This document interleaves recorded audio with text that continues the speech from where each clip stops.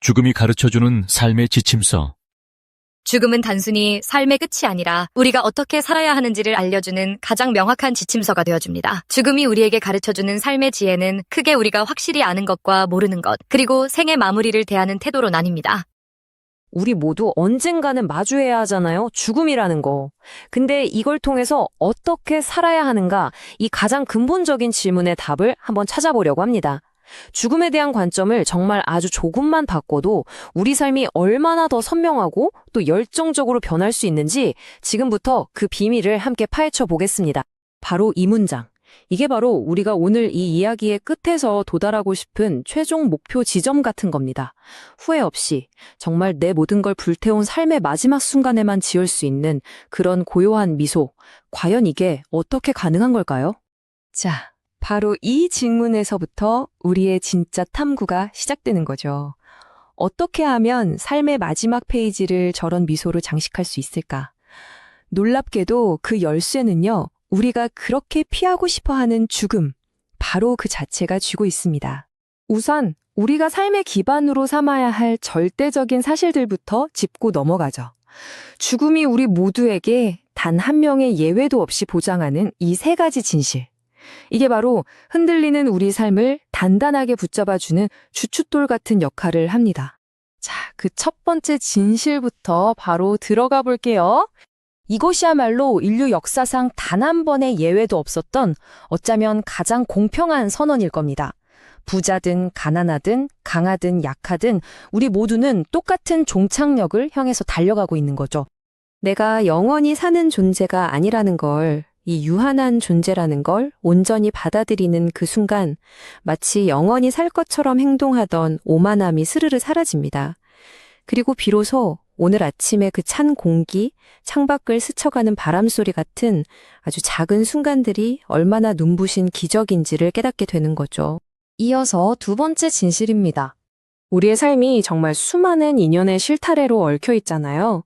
그래도 마지막 문턱을 넘는 건 오롯이 나 자신의 몫입니다. 근데 이게 뭐 외로운 결말이다 이런 뜻이 아니고요. 온전한 나로서 생을 완성하는 마지막 과정인 거죠.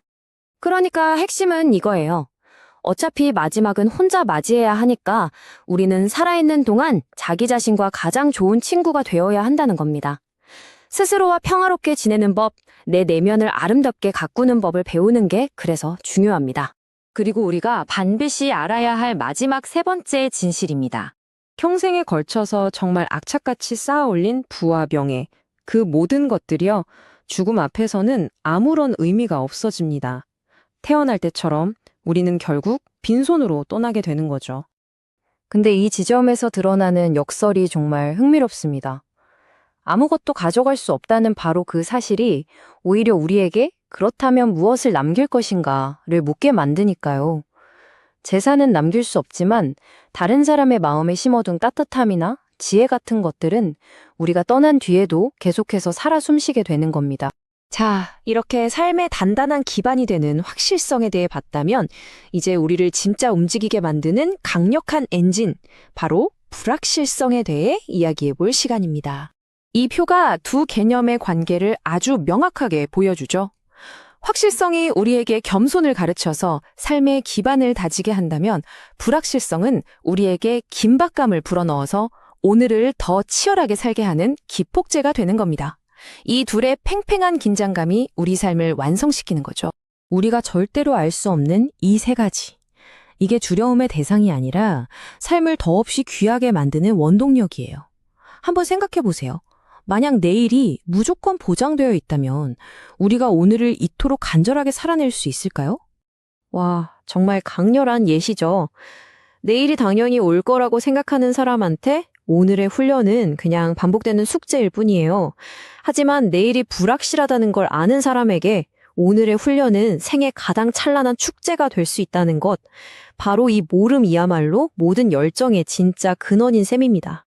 자, 그럼 우리가 아는 것과 모르는 것, 이 두 가지를 가지고 어떻게 후회 없는 삶을 만들 수 있을까요?